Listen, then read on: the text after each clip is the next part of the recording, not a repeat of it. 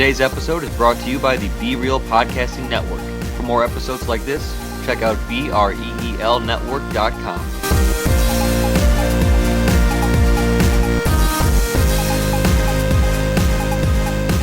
And we are back again, Adam. Going hard in the paint. They say we'd never make it. Is that the Shania Twain song? You would know, not me. Yeah, but they said that about us. They said They you guys doubted will us. never last. They doubted us. They underestimated us.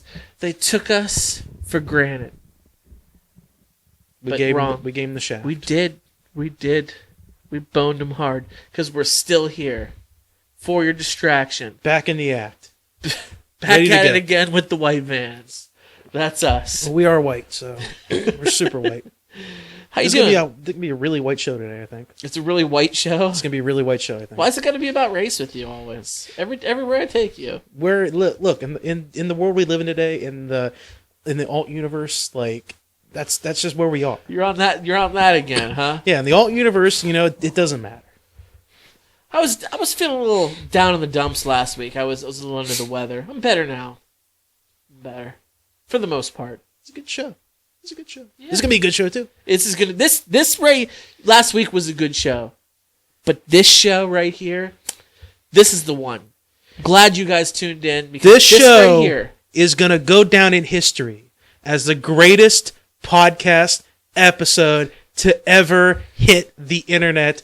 Period. Ever. Done. Stop. We're done. it's gonna be huge in the annals. In the annals, is it annals or annals? Annals. But annals too. Anal. Them's too. Like In the is annals of it every people. Anal lubricant or anal lubricant? It doesn't matter.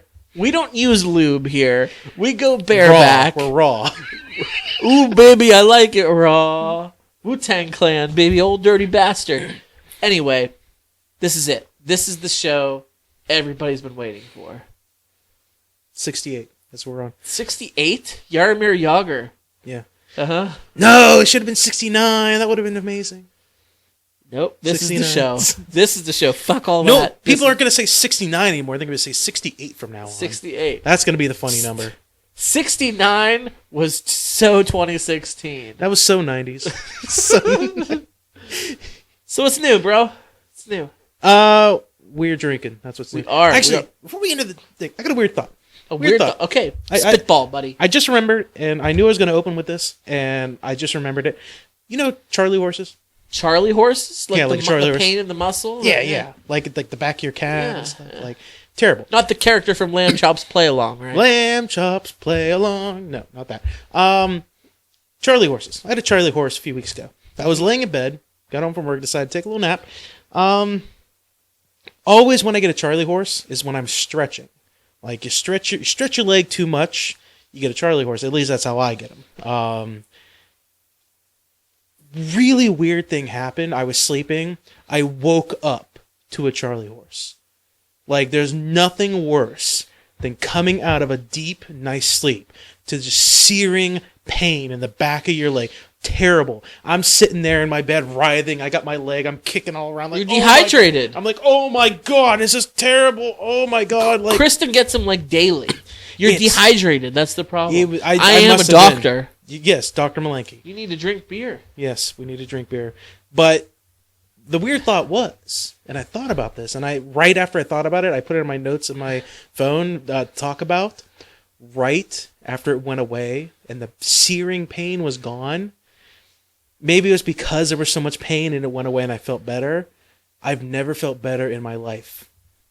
It was one of those things where it's one of those things where it's like because the pain is gone and you're like, oh my God, thank God. My leg never felt better. It's like when you've got to take a really big shit. Yeah. And painful. it's horrible and you're like, oh my God, it's terrible. And you sit down on the toilet and it just comes out. You're like, oh, you feel I've never great felt after. better You in come your out of whole life. skipping, you come out of the toilet skipping. Yeah. You're like, I can run a fucking marathon. Exactly. Right now. Yeah. I had that thought. I never had it before and I had a Charlie horse, but for whatever reason this time, like I think it was the worst Charlie horse I've ever had. Yeah. But after it was done, I had this feeling like, oh, I could go fuck somebody right now. Like, that's how good I felt. I was like, Oh, I wish No, I wish I wasn't single right now. It's like that fucking monk from Da Vinci Code, the one who like Yeah. hits himself a fucking like you put yourself. There's weirdos out there that like put themselves through pain, so when it's over, you like feel good. That's what like cutters do. Like people who are cutters. Yeah, and I thought about it, and I was like, "Is this what Pinhead was talking about in Hellraiser? Is this what he was talking about? Is this what it was?" This is my hell. My hell is laying here with a thriving Charlie horse. Charlie horse. To experience ultimate pleasure, you must first experience pain. Yeah, I'm thinking that's one of the lines. I think so. I heard they're doing a sequel. They're gonna do another one. That's what I heard. Yeah. Speaking of Lambchop's play along, would you bang Sherry Lewis? Sherry Lewis. She's the one who had her hand up the puppet's ass, yeah. You know what?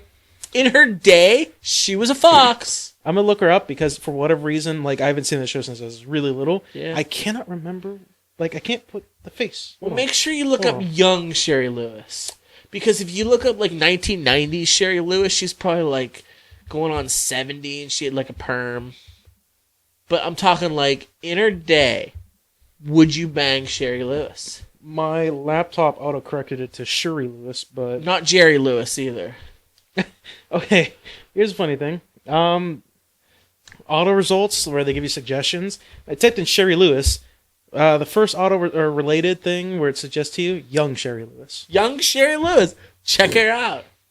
Dude, young Sherry. Hey, hello. Please believe. Yeah, Please young believe. Sherry. Young Sherry. Is it black and white photo? Some of them. Yeah. No, there's a couple that are not. Let me see. We have to post a picture. Oh, yeah. Only if Lambchop... Redhead. A three-way with lamb chops, too. This is one's kind of blurry. She's got to have lamb chops. Oh, damn. Yeah, that's like a 90. that's it's like a pink 90 or something. No question about it. But she actually looks like she's on stage doing like a stand-up thing, so that's kind of weird. No question about it. Dude, redhead. Redheads they're fiery. They're fiery.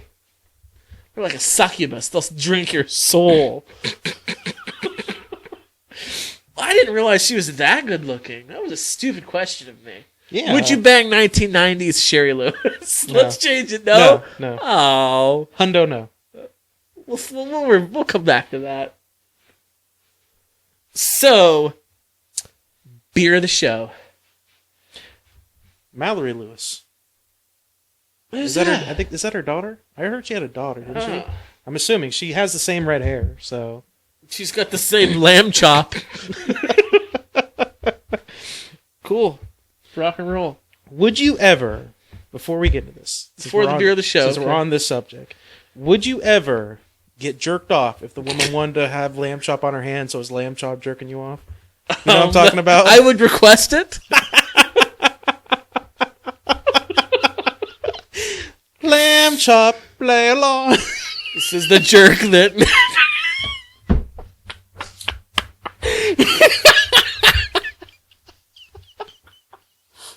It goes on my friend.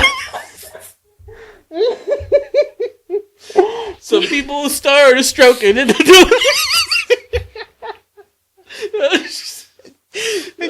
And you finish. And then lamb chop just gives you that look, like, just looks. The ping pong ball starts. Wait, that was Captain Kangaroo. Oh shit. Look at my road shows. Post a load on lamb chop's face. What? We started drinking way too early. Oh my god. Oh my god.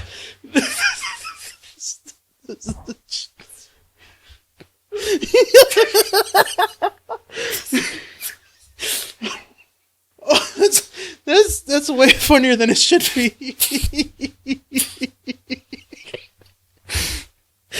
Even like going to the theme of that song, like it's incredibly fast and it just keeps going. It never ends. I don't care who you are. That lamb goes at it.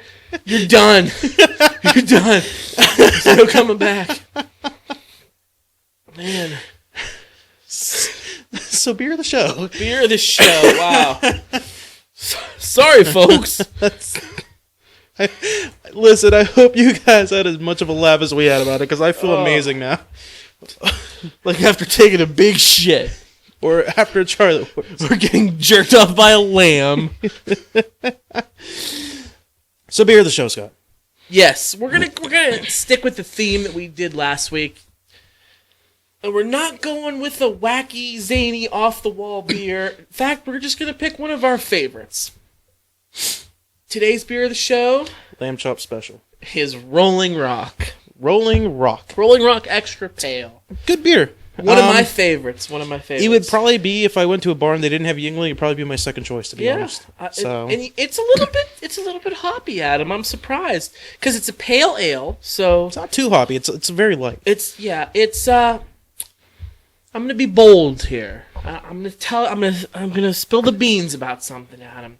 This might come as a shock to you, but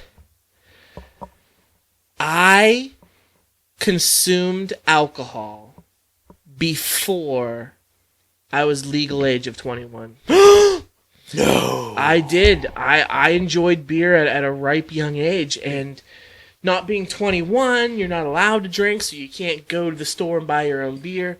So I was kind of at the mercy of stealing whatever beer my parents had. You're going to hell. Yeah, my stepdad, he was a Coors Light drinker. Ugh. So I was stuck with the silver bullet. But my dad, he was a rock drinker. He always had Rolling Rock. And I would always smuggle some of his beers. So to the point where I would grab some and go to a party. And I was the guy who always brought Rolling Rock. And because of that, I liked it and became a rock drinker. And people associated me coming to parties with Rolling Rock. And then once I was able to have older kids buy me beer, they were like, what kind do you want? I didn't fucking know. A beer that gets you drunk. So I'd be like, Rolling Rock. It's like my thing now. So Rolling Rock became my thing, and I loved it. Like, it was my calling card. I was a rock drinker at a young age. Yeah. I know it kind of seems like a Harley driver's beer, you know? Every time you say rock, I think of Dwayne Johnson. The Rock. I think you're drinking Wayne Johnson. Then Dwayne the Rolling Rock Johnson. That works. That name works, too. He should have been the Rolling Rock back in his wrestling days. So I enjoy this beer. So good beer.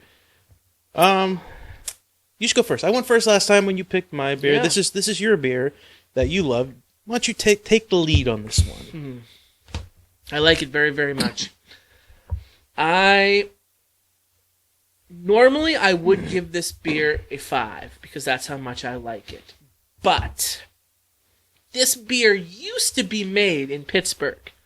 Actually, Latrobe, Pennsylvania. A few years back, it was purchased by Anheuser-Busch, and they moved it to St. Louis, Missouri. And the cans still say Latrobe Brewing Company, St. Louis, Missouri. And that just ticks me off, because this beer was a Pittsburgh beer, and I'm a Pittsburgh guy, so that is going to lose some points. I'm going to give Rolling Rock a 4.5. Almost a perfect beer. If they would have stayed in Latrobe and stayed a Pittsburgh beer, it would be a 5. But this is my favorite regular beer. If I'm going to a bar and they don't have unique craft beers that I'm really into, then I'm going to get a Rolling Rock. Because I'm a rock drinker. I've been a rock drinker since I was 16. I'm going to keep it going. There you go. So, I guess I'll go. I think I prefer Rolling Rock out of a bottle than a can. For whatever reason, I think it tastes a little bit better.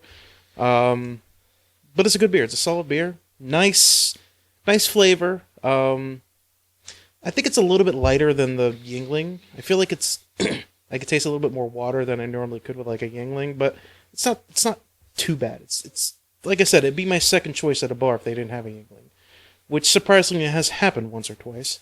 I like the nice plain label. It's, first of all, green can signifies Rolling Rock. That's like their color when it comes to beer. So established in 1939. I would probably give it 3.5. 3.5. It's an up there beer. It's a pretty good beer. Here's a bit of trivia for you. Do you know what the 33 means on the can? Because I just read that they were established in 39, not 33. 33 was the year that the Pittsburgh Steelers became a team. Does that have anything to do with it? Because I don't know. No. I don't know this answer. 33 is apparently on all their cans. I don't know if it's on their bottles or it's on their cans.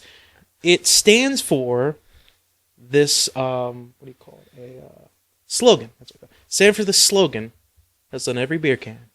Because there are 33 words in the slogan.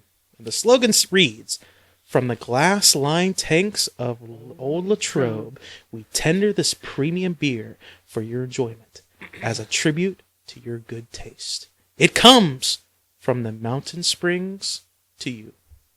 From the glass-lined tanks at Old Latrobe. I knew that first part. Yes. Yeah, that's like their slogan, and apparently that's what the 33 means. Because it's 33 words, apparently. It's a fun fact. Thanks for that. You're welcome. Thanks for that little tidbit.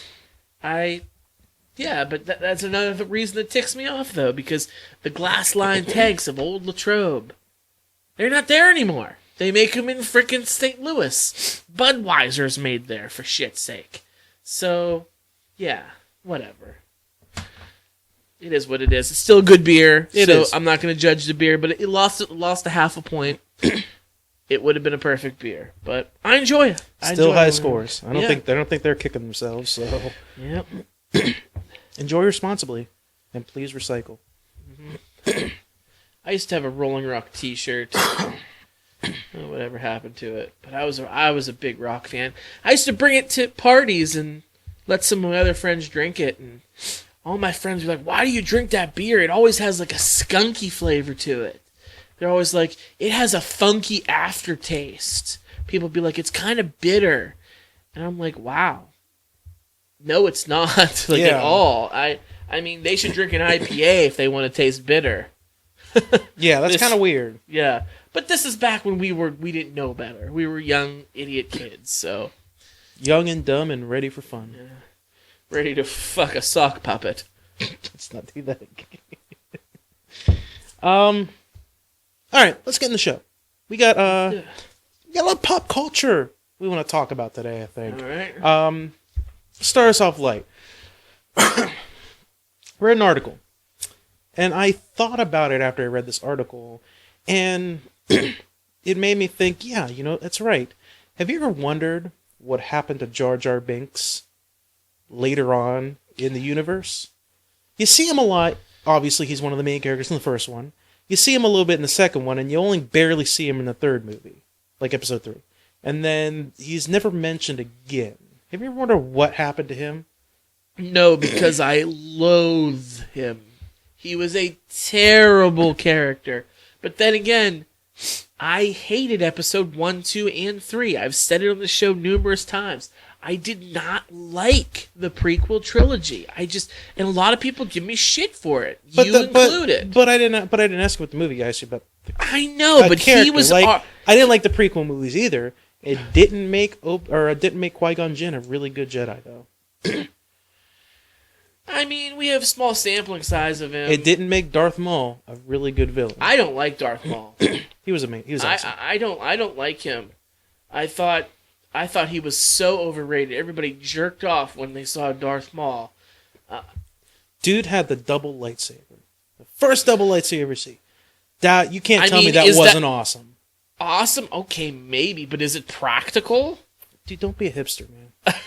I'm not Don't being hipsterize hipster. it, man. No, before hipster was even a coined term, I said I didn't like episode 1, 2, and 3.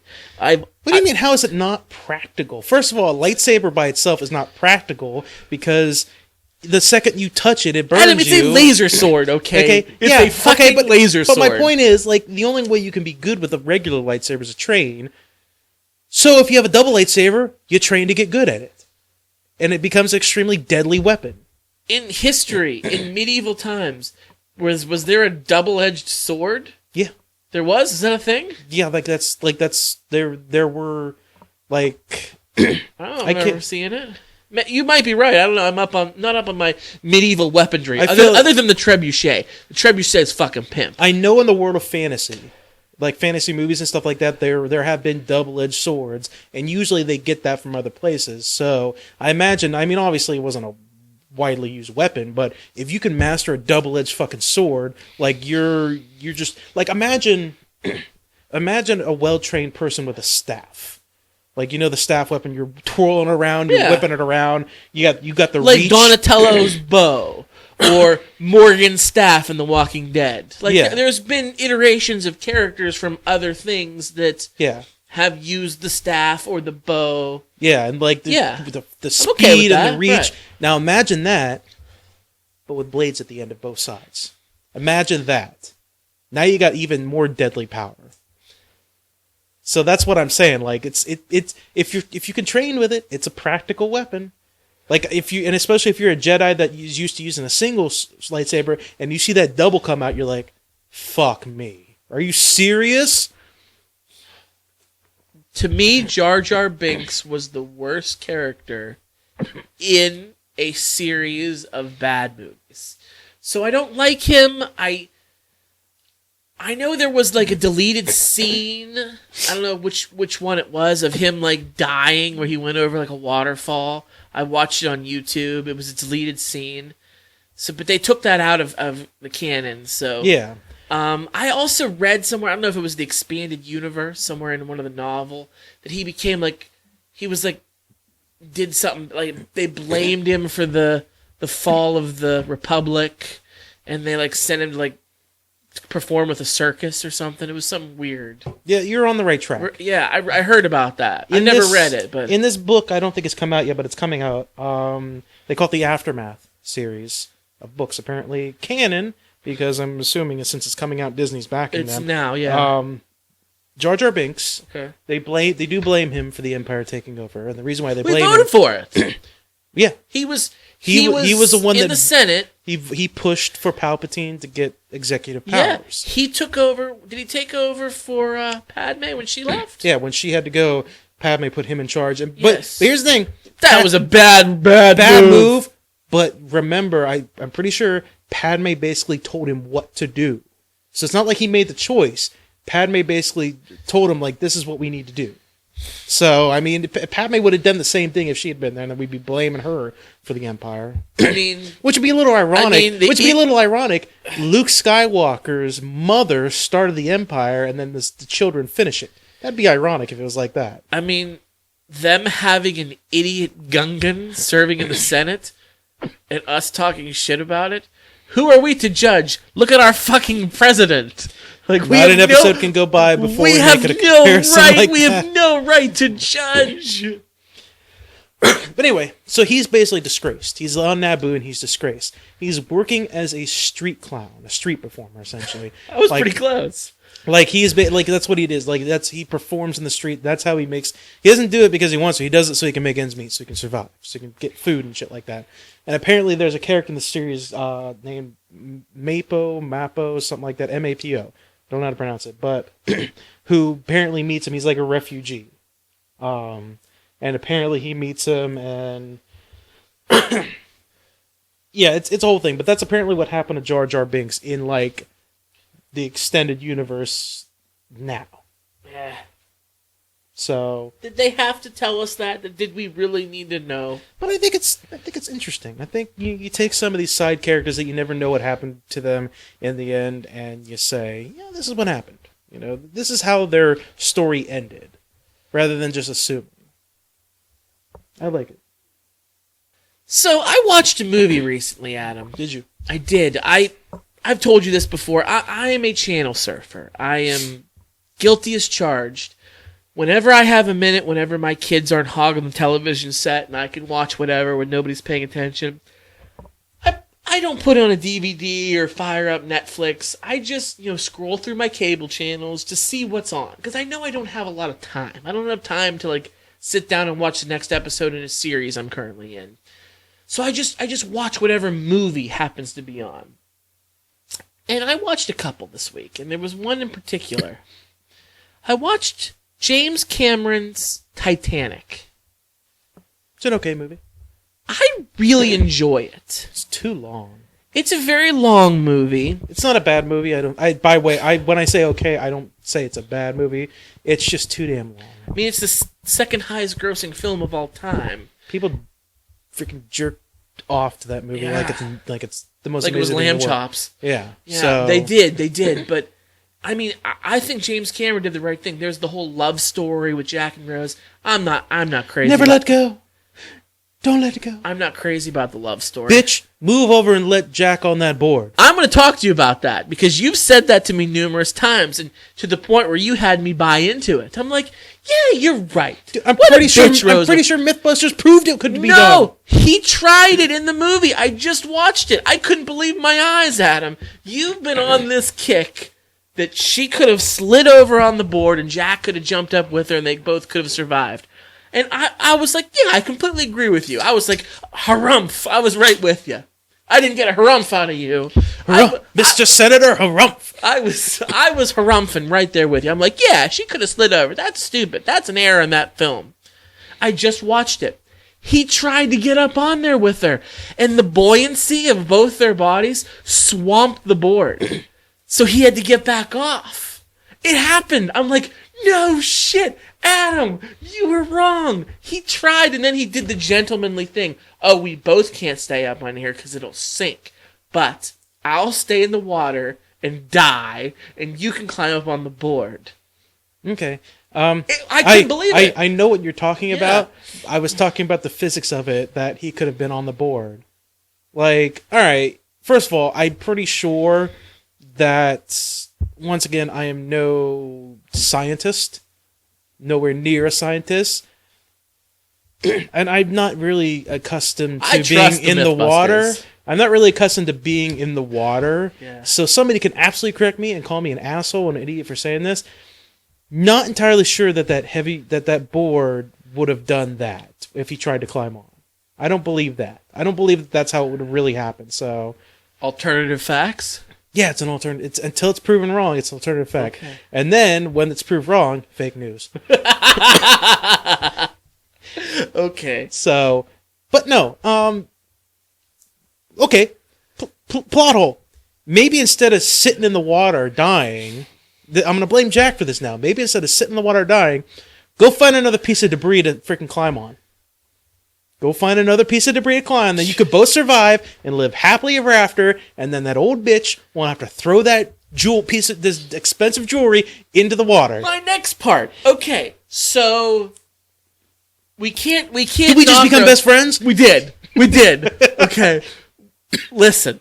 Rose, all right, we'll give her a break on the floating board, whatever. Fucking rich bitch throwing a piece of jewel. Give it to a charity. So Bill Paxton and his entire fucking crew are there for one reason and one reason only: to find that motherfucking jewel. She knows this. She's got it in her damn pocket the whole time. She lets this poor college professor probably put his reputation on the line to charter a damn fucking Coast Guard vessel with ice-breaking technology to get out, fucking find the Titanic, get a fucking submarine. You know how much dough he's putting out there? And she knows the whole fucking time. James Cameron knows. He explores the the ocean. She knows the whole time that they're going to get down there. They ain't going to find it. Why? Because the bitch got it in her pocket. And she lets him do it anyway. What a bitch. She goes on this cruise to get a nice little last hurrah and finally tell her story to everybody, just for shits. And I'm like, poor Bill Paxton, poor Professor Paxton here. He's trying to make a name for himself. He probably puts out a lot of dough on his own to do this. And then at the end of the movie, when they don't find it, and the old woman standing on the edge of the bow, she takes out of her pocket and she plops the thing in the ocean. You could have given that to your granddaughter who came on this voyage with you, who fucking cares for you, who probably is your main caregiver, who maybe pays for your nursing home. You could have given her this fucking billion-dollar jewel of the sea or whatever the hell it's called. But no, you gotta be a selfish, ruthless bitch, and you're gonna throw it in the ocean. Man, did that make me mad. Here's what I'm gonna say to that. It was say that, and I just thought of it right now. Maybe she threw it in the water so they would find it. So when they went on another expedition, it would have floated to the bottom, and they would have found it on one of their expeditions, rather than give it to them. Still should have given it to them, but maybe she was trying to save face. Maybe she thought about it like, listen, I've told my story. I know I'm gonna die soon. I could give this to them, but then she thought about it like, well, wait a minute. If I give this to them, they're gonna look at me like I'm a bitch because I had it the whole time, and they wasted all this money searching for when I could have given it to them. So you know what I'm gonna do? I'm gonna put it in the water so they can find it. And Possible. Something better. Bitch move though. So at the very end, after she throws the shit in the ocean, she makes that noise. Ah, yeah. But no, she goes to her bed where she brings all those pictures, okay, and they're pictures of herself. They're not pictures of her family, her granddaughter who brings her there. Not pictures of her. It's picture of her like riding horseback and like flying in an airplane. Like what a conceited bitch. You bring pictures of your I told you! The board! It all starts with the board, Scott! She brings pictures of her damn self and okay, so then she dies, remember? She dies in that bed in the ocean, and it shows her like, I don't know if it's supposed to represent heaven or whatever, but of course it's like the nice area of the Titanic where the doors everybody's open. waiting. Everybody's I watched that scene and I thought to myself, those freaking guys just opened the doors for her. That dude's dressed as a butler holding drinks. You mean to tell me those motherfuckers died on that ship? They go to heaven and they get told, oh, guess what? You still gotta serve everybody. Right? You fucking go to heaven, you still gotta be a damn servant? Not only that, they have to wait in the exact same spot. It's not like I hit the mic. Not only that, but they don't get to explore the ship. They don't get to, chill out or anything. They got to wait in that exact same spot for this bitch to die. And then finally what happens, they're like, about time, let's get this fucking journey going. Hey, everybody's Joe. waiting. Hey, Harry, what's up? Oh, how about freezing to death in the North Atlantic waters? That really sucked. Yeah, but at least we're in heaven now. Sorry, boys, you're still on the clock. Rose got another 70 years. Hold those doors. Hold those drinks. They got hosed, man. How long was that band playing, I wonder? It was probably still playing. Still motherfucking playing. I can't even believe the band, that. The greatest part of the movie. The best part of the movie. Fuck all that other bullshit. The camaraderie with the band, and they realize shit's going bad and they're about to leave, and then the one person sticks around and starts playing, they all come back and they keep playing. It was a nice little moment. Best part of the movie? Billy Zane. Hands down, without a doubt. What a badass Billy Zane is. I'm a Zaniac. Shot caller? Oh, without a doubt. I just got a little fired up about how Rose was so nonchalant. I told you. She's a bitch. I told you that. The fucking poor guys that ascend to heaven, and they still gotta serve the rich white people. I can't. I want to know what's going on the bowels of the ship, where all the poor people and the servants. They're still in third class? Right, yeah. They're still in third class? Motherfuckers that were lying in bed and they drowned because they locked them down there and they wouldn't let them come up. Which, alright. Why? Why? At that point, the ship's going down. Okay? Everybody's equal at that point because everybody has a chance of dying. Why would you actively lock the doors and keep people down there? It doesn't make any sense. Unless you're an asshole. Why would those crew members actively lock the doors to keep them down there? I understand that the idea that they wanted to make sure that they stayed down there so all the rich people got to the lifeboats. Yeah, I think that's why. That fucking ship was breaking apart and sinking. At that point, I'm not wasting my time locking the door. I'm knocking kids down and I'm pushing the elderly aside because I'm getting to a fucking lifeboat. I mean, if you think about it, there was first class, second class, third class. The women and children in first class were the only ones who lived. Yeah. They're the ones who got on, but Kathy Bates and Rose's mother, and a couple of, Billy Zane ended up winning because that's just how he fucking rolls. But other than that, it was the women and children in first class. So the women and children in second and third class, they're all dead. All the men, first, second, third, they're all dead. I mean, you saw Victor from Young and the Restless there. He got fucking swept away. Oh, yeah. I mean, Propeller Man. Yeah. That was pretty cool. I mean, that movie's from like 97. The special effects of the disaster of the ship sinking is pretty gnarly for 97. It is. But yeah, I watched that movie. If you had a time machine, and we're talking like not DeLorean time, well, all right, future DeLorean time machine that could fly and could hover and shit like that and ran off garbage and was eco-friendly. If you had a time machine, would you go back in time and watch a ship sink just so you could experience a history like that? Would you see if it was accurately, if it did go up in the air and then snap in half the way that they showed in the movie and the way they say it did? Would you go back? I mean, you're going to see a lot of people die, but would you do it just so you can experience history? I think that's an interesting thing to watch. Like, for example, it'd be like watching a video. It's like we see videos of the Hindenburg.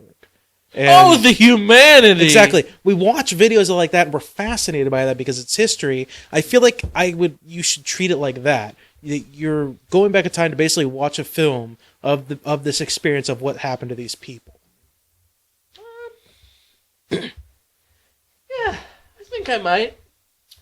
I wouldn't fuck with the space-time continuum. Oh, no. Though. Well, you're like up in the air. Like you're up in the air. It's the night sky. Nobody's looking at you because they're too busy panicking. I'd follow the Prime Directive. Absolutely. I would not fuck with the space-time continuum whatsoever. We've seen what that happens. That's how we get the fucking Berenstain Bears, Adam. Yes. That's how we're on the darkest timeline and Donald Trump is president.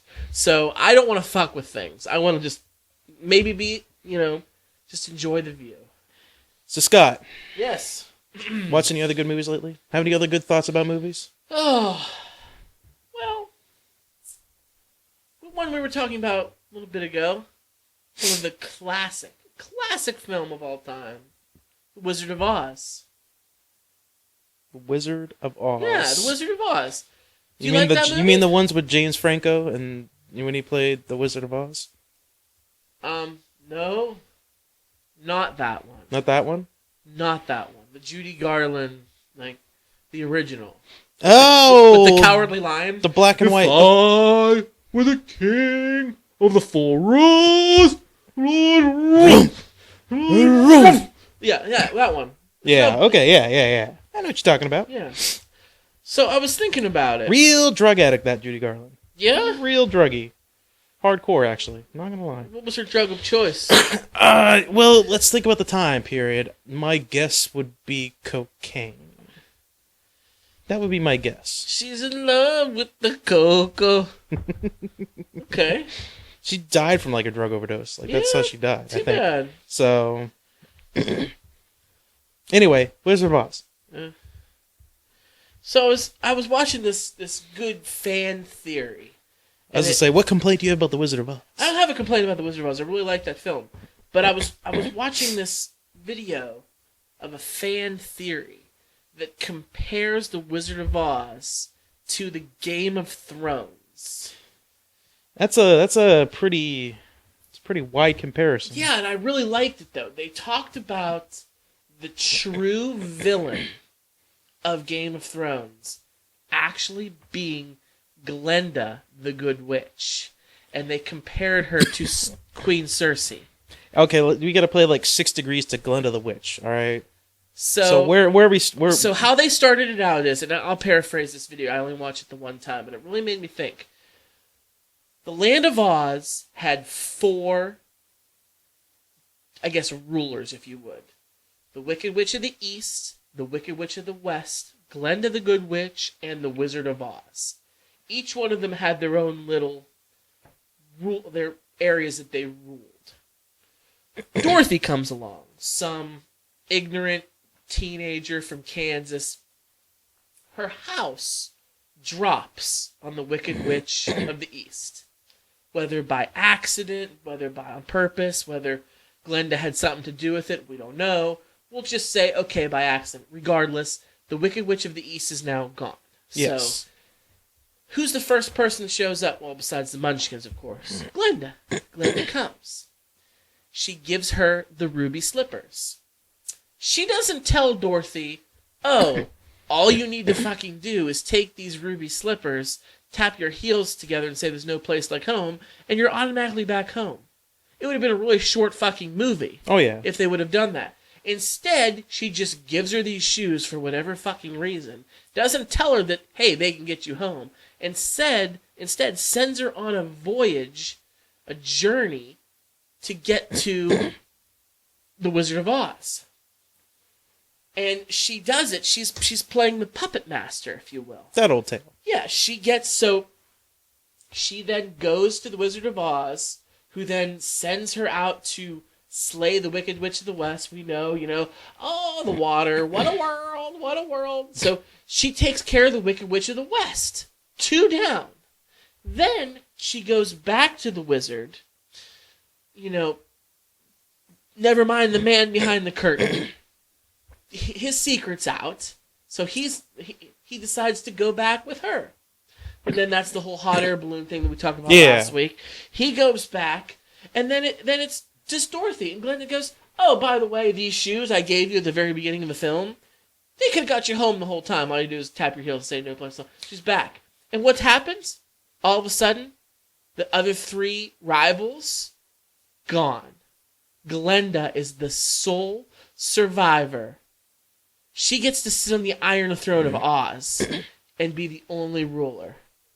She played this dumb little girl from Kansas for a fool. She made her do her bidding, her dirty work, unbeknownst to anybody. When you play the Game of Thrones. That's right. So that's a fan theory. I thought it was quite interesting, but that's interesting. Like, that is a... So they weren't comparing it to where it was like they were trying to say it existed in the same universe. They were just saying, like, the storyline is like, this is it. This is all it is. Glenda, who comes off as this good, benevolent fairy, is actually got this the little most 15 sinister. This little 15-year-old to do her dirty work for her.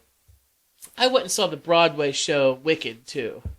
Oh yeah? Yeah, I liked it. And you kind of get a glimpse of that too.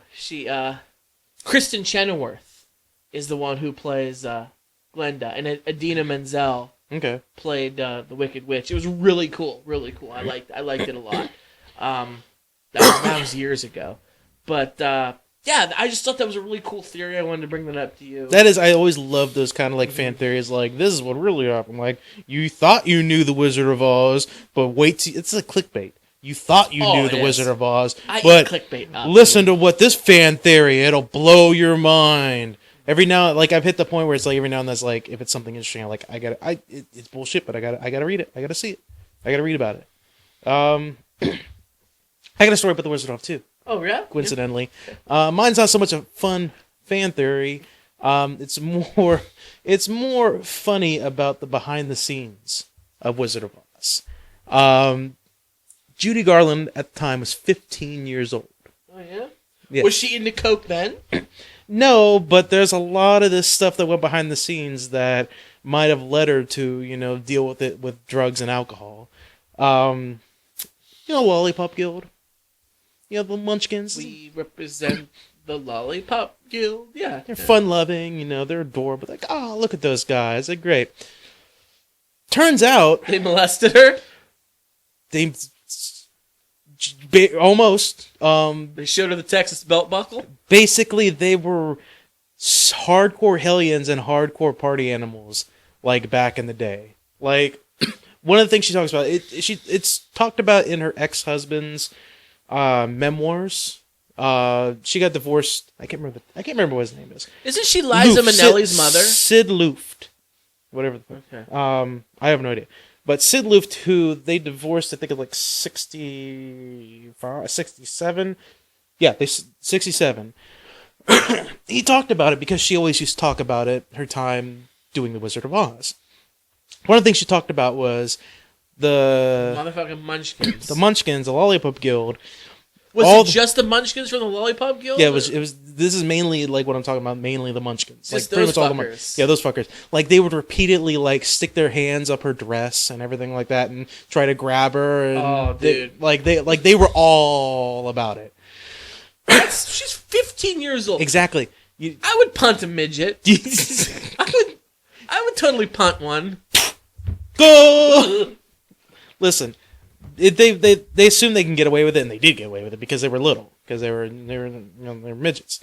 Or was it because it was the 1930s? That too. And they were men, and she was a 15-year-old girl. I mean, maybe that was it too. Apparently, they were like hardcore partiers. Like in between scenes, they were like binge drinking and getting drunk all the time. Like they would go out every night, and they would like wreck hotel rooms, and they would just party it up.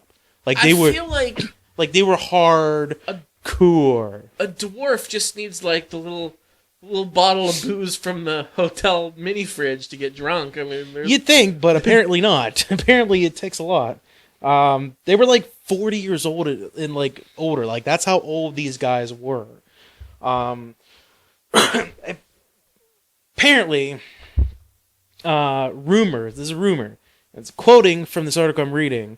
Rumors have long been held that the Munchkins, quote, had sex orgies in the hotel, with, end quote, with producer Mervyn Leroy having to have the police on just about every floor. So the producer had to have police, this is a rumor, had to police on every floor because they would just wreck shit and have sex orgies and just fuck around and shit. Like, it was crazy. She was, Judy Garland, before she died, quoted in saying they were little drunks. They got smashed every night, and they picked them up in butterfly nets. Picked them up in butterfly nets. It's her quote. It's her quote. Oh, dude. Apparently, from what I heard, one of the Munchkins actually asked her out to dinner. Like, she's like, "Hey, let's go out to dinner. You know, like you and me, let's go out to dinner." And she was trying to be polite about it. This might have been before all this like grabbing started happening and stuff like that. She's like, "Oh, I don't think my mother would like that. You know, would like me go on a dinner with you."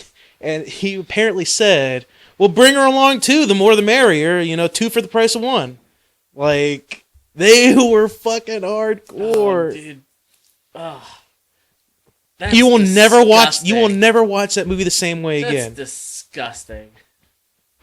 Like, seriously, like... that's foul. But never mind all that stuff, just the first point, they were just grabbing her and just reaching on her and trying to grab her.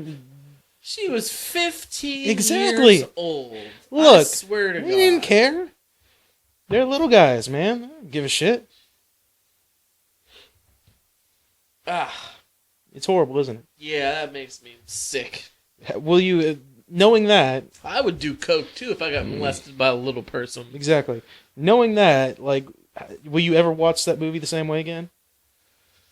That knowledge, does it ruin it for you? When the Lollipop Guild song comes on, certainly no. I'm going to look at those little disgusting fucks and think, wow, good thing you're dead. Look at this picture. This is a picture from the movie. And the Lollipop Guild around Dorothy. Look at her face. Take a look. She is scared out of her mind. Dude, they're horrifying, too. Yeah. The freaking mustaches and... yeah. Terrible. Terrible. That's the story behind the Munchkins of the Wizard of Oz. And disclaimer here, for your distraction is not prejudice toward little people. I know some. They're wonderful, wonderful people. Just these individuals were scumbags. Now, bear in mind, this is coming from... she said in interviews also, Judy Garland also said that they were terrible on the set. But from what the memoir is, it's the memoir of her ex-husband at the time, who she divorced. But he said that she used to talk about it all the time. Like, she couldn't get enough talking about it. Traumatized about it. Yeah, exactly. I don't believe it. That's one of the biggest reasons that led her down the path of drugs and alcohol, apparently. That's what she thinks, at least. But there's no place like home. I'm sorry. This is a horrible thought, but I just imagine them trying to grab her under her skirt, and the only thing she could do is click her heels together and just, like, there's no place like home.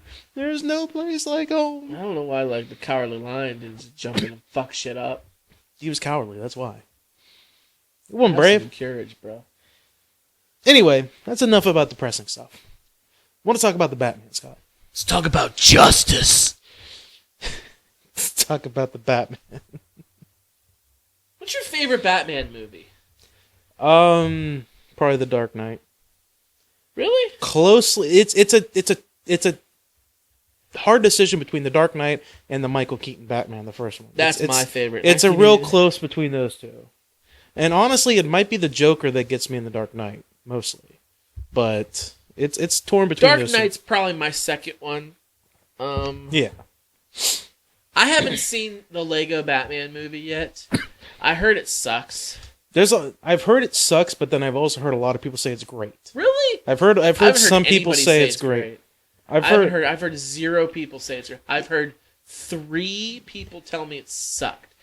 If I remember correctly, and I could be wrong, but I remember hearing Kevin Smith talk about it on his podcast, and he loved it. Really? So okay. Well, I haven't seen it, so I can't judge. Did you watch the Lego movie? I did.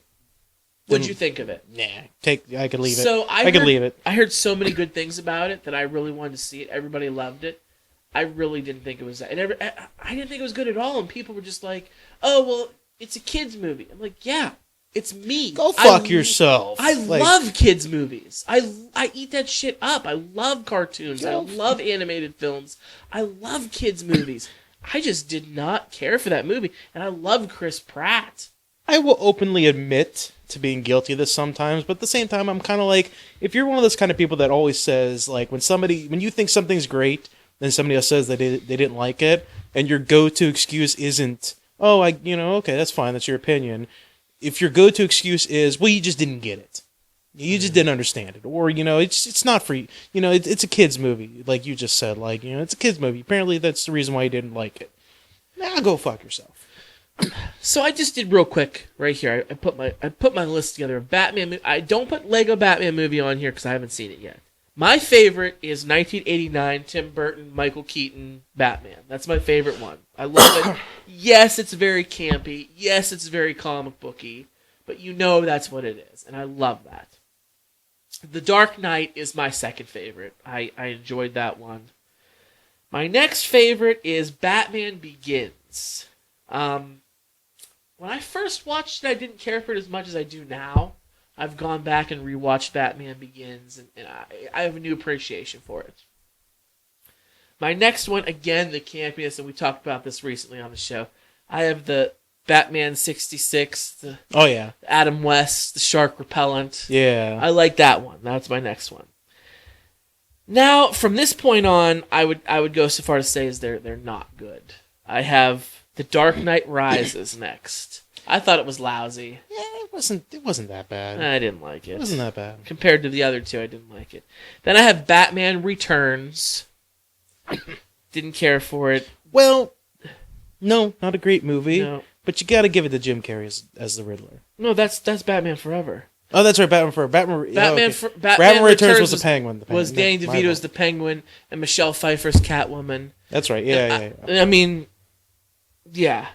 Then the next one I have, you're getting ahead of me, but that's I have Batman Forever. I have Batman Forever next. Well, you gotta give it to Jim Carrey as a Riddler. You gotta give it to Jim Carrey as a Riddler. He was a great Riddler. Yeah. So, and it wasn't a comedy. Riddle me this, riddle me that. Who's afraid of the big black bat? No, that's why I have it. Jim Carrey. But he was really good as the Riddler. I think he was a really good Riddler. Yes, he was. I don't. Then I have Batman v Superman. I thought it sucked. Yeah, it wasn't good. And my very last least favorite one is Batman and Robin. What a flaming turd. Arguably one of my least favorite movies of all time. I remember when you said you first saw Batman v Superman, you said it wasn't that bad. You said that. You did. You said it. I told you. No.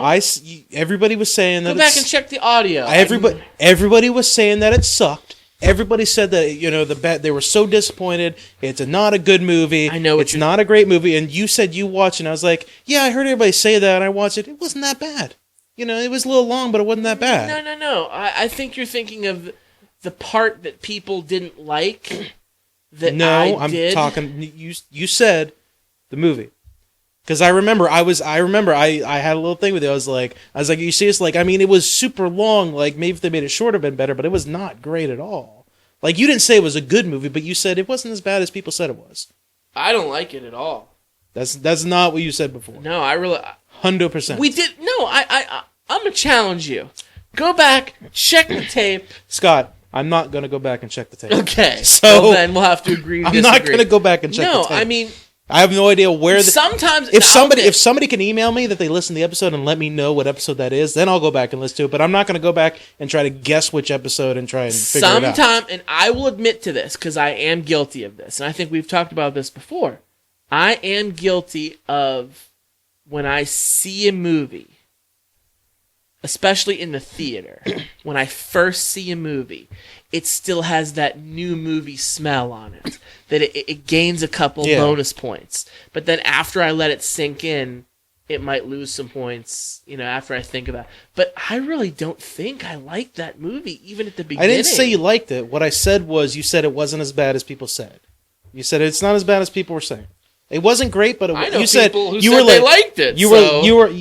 If I remember correctly, you said it wasn't a good movie, but it wasn't as bad as people said it was. So, well, I never liked it more than Batman.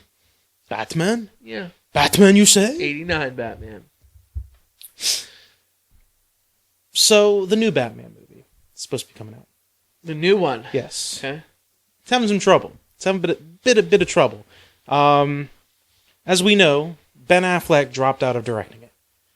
I think I had said before that the reason why he was having trouble with it was because he wasn't getting the right scripts to them. I'm going to fact check myself because I think what it actually is he wrote the script. Ben Affleck wrote the script for the Batman.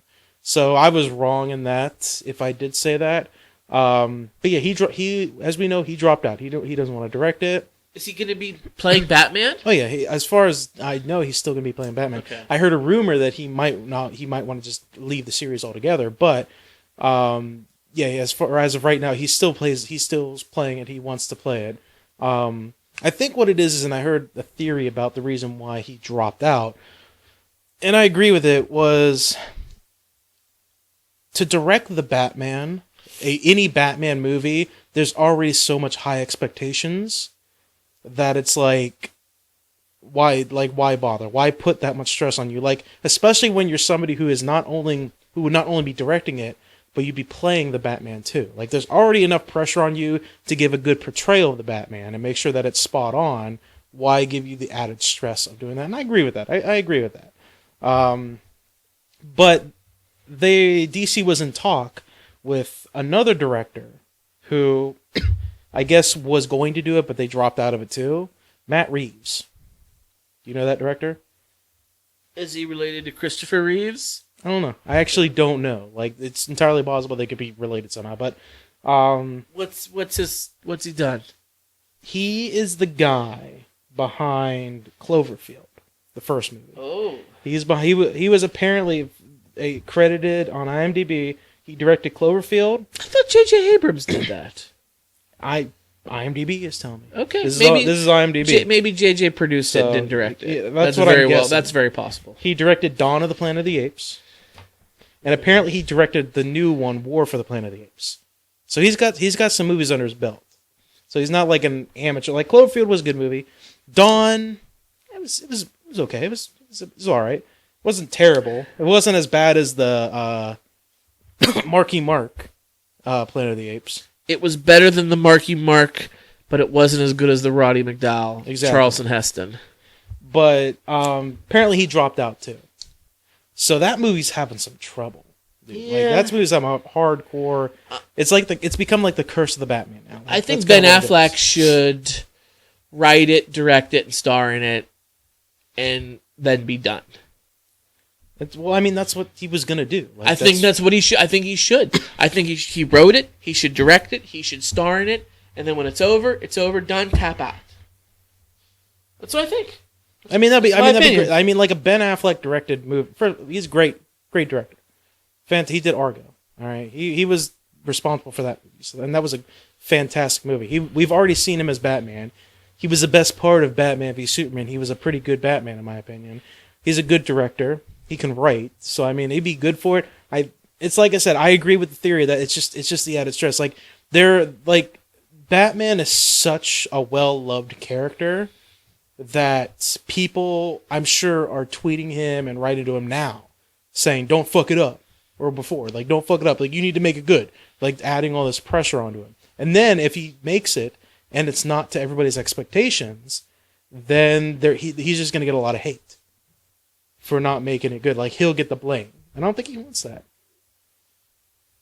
Well, I don't know. We'll see. I don't have much hope, to be honest with you. I don't have hope for the whole DC universe. No. Listen, if you are somebody who wants to get in the DC universe, just watch the CW. Honestly, like, I personally, I love those shows. Some people say they don't like those shows, like The Flash and The Arrow. I enjoy them.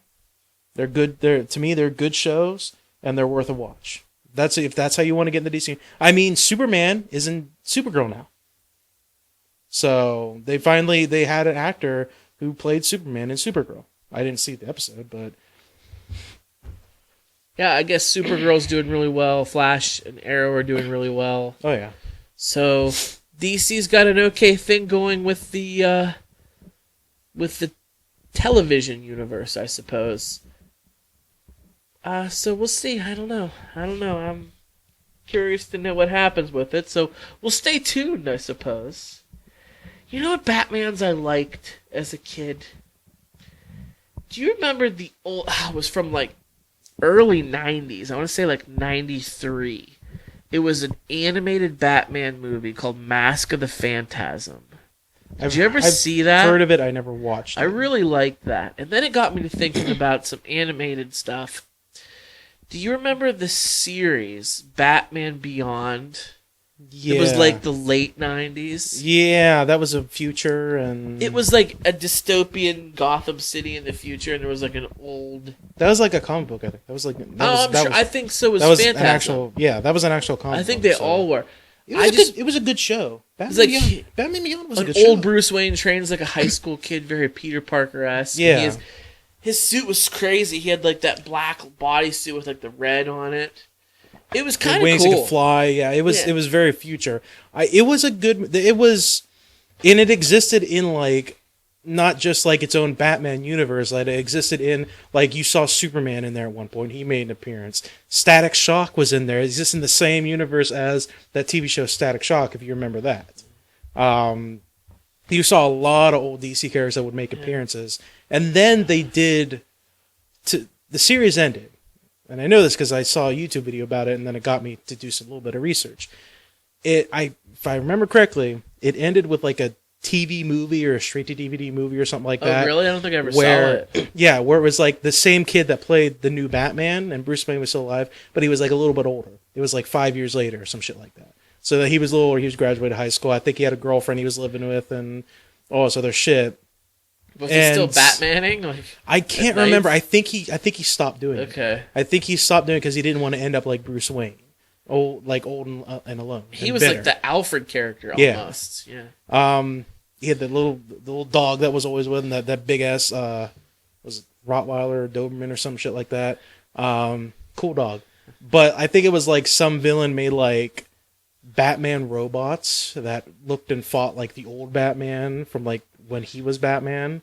And it was like this weird thing because I saw like the trailer for it, and it's like this weird thing where they were fighting. And at first I was like, did past Batman time travel to the future to fight himself? Like, what's going on? And I guess they were like robots. But they were like different era Batman robots. Like, they all had different costumes, if I remember correctly. It looked pretty cool. Yeah, I just remember... I remember Batman Beyond. It ran like 97 to 2000, something like that.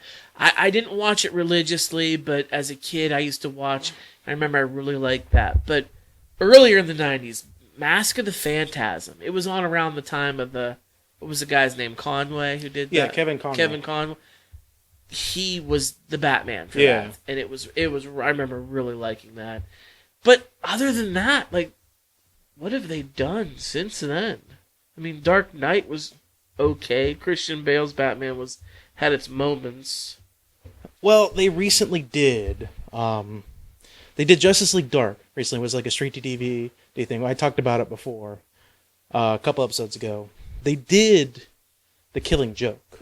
Oh, Killing Joke. I Yeah. haven't seen it yet. I heard it was good. I haven't seen it. I heard it's good. The early on, like I guess from what I understand, like the first half of that movie is like Batgirl the movie featuring Batman. Like it's all about like the relationship between Batman and Batgirl. And not to spoil anything for any of you guys that did see it, but like early on in the movie, there's something I did find out that a lot of people were really unhappy about. Batman and Batgirl fuck. Like they have sex in that movie. And it's one of the... We had sex. Like a lot.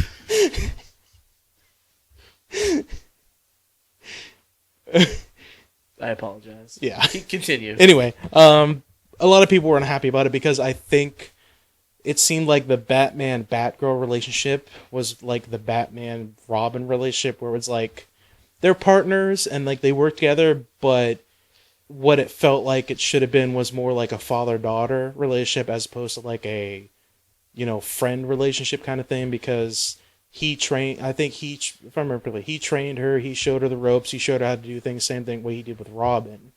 And like for them to like get down and dirty on the rooftop of one of Gotham's building as a gargoyle is looking down on him, that's one of those kind of things. I don't remember I don't remember there ever being any sexual tension between Batman and Batgirl in any other venue I've ever seen, so... Whatever. I mean, players gotta play and lay's a lay, I guess. Game is game. Game is game. Game is game. Even for the Dark Knight. I mean, he's gotta get it in somehow, I guess. Yeah, so, did they show that, The Killing Joke? Was there, like, a sex scene? You saw, like... they start making out and she's on top of him and he's like grabbing her ass and she like starts to pull off the top of her bat suit and stuff, and as it pulls up, fades to black. The camera like pans up as she's pulling it off and stuff, and you don't see anything obviously, but use your imagination. Oh yeah, I'm sure any nerd has imagined Batgirl naked at some point. So,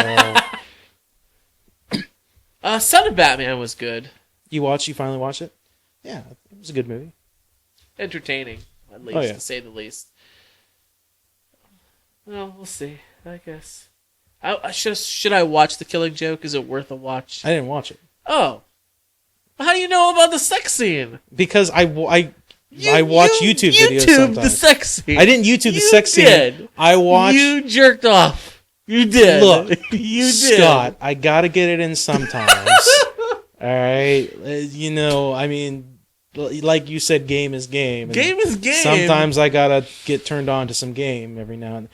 Okay. No, I watch his YouTube channel I talked about before, CinemaSins, and they did everything that's wrong with Batman: The Killing Joke. So, anyway, I think that's time. I think we had fun.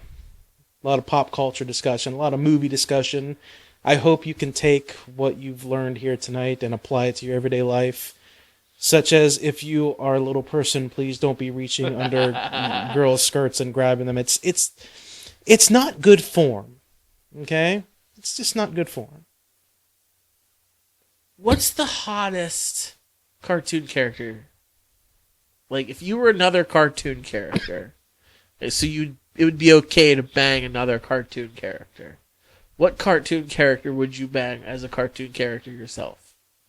I mean, the obvious answer is like Jessica Rabbit. That's the obvious answer. That's the right answer. I mean, when I was kid, I had funny feelings about Lola the Bunny from Space Jam. Dude, I'm not gonna judge that. Lola the Bunny, there was something hot about Lola the Bunny. Yes, okay, she's an anthropomorphic rabbit. I get that, but she just had some kind of swag about her. I don't know. Bugs got it in, though. Let's be real. I watched a video about that movie before, and it's not... AKA you jerked off to him before. It's not a... Come on, Space Jam? Huh? Come on. We've all jerked off to Space Jam. No, I haven't. I can't follow you down that rabbit hole, so... No, like, Michael Jordan's a bad actor.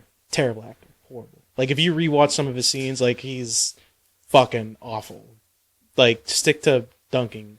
basketballs. So, but it's a fun movie. It's so yeah, but every scene with Michael Jordan sucks though.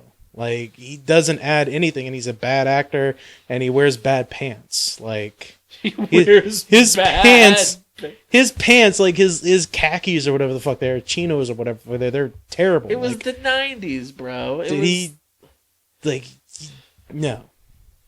Anyway, if you have a funny movie story, or if you have anything interesting that you want to tell us, who was your cartoon character you would always wanted to or did jerk off to? Your cartoon crush? Yeah, cartoon crush. Let us know. ForYouDistraction@gmail.com. We are on Facebook and Twitter. Search For Your Distraction on Facebook. Like our page. Share us with your friends. We grow by you helping us grow. Word of mouth, bitches. Twitter @PodcastFYD. Search For Your Distraction. We are a member of the Be Real Network. Head over to BeRealNetwork.com. BREEL Network.com. Big things coming for Be Real. Yeah, there's a lot of changes, a lot of updates. We're reforming stuff. We're getting things going. The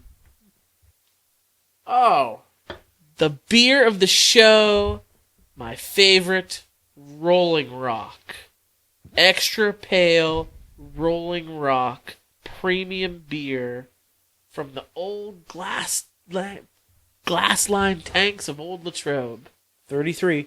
33. That's like the new number of the universe.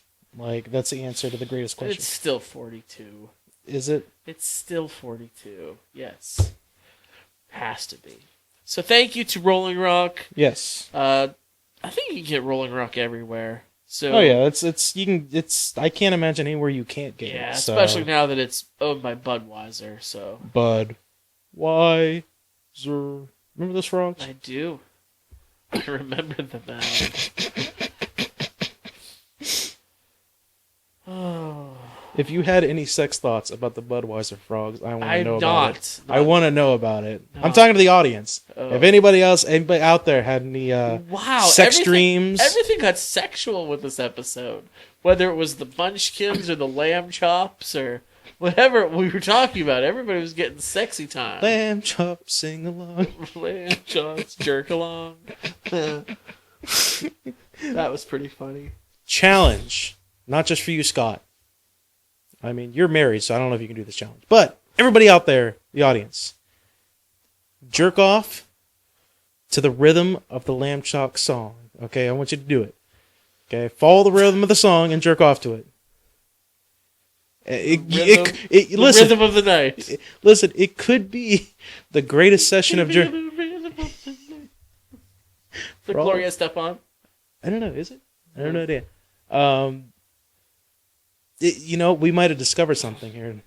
Let us know if we discovered something, people. Like, seriously. Big things are coming.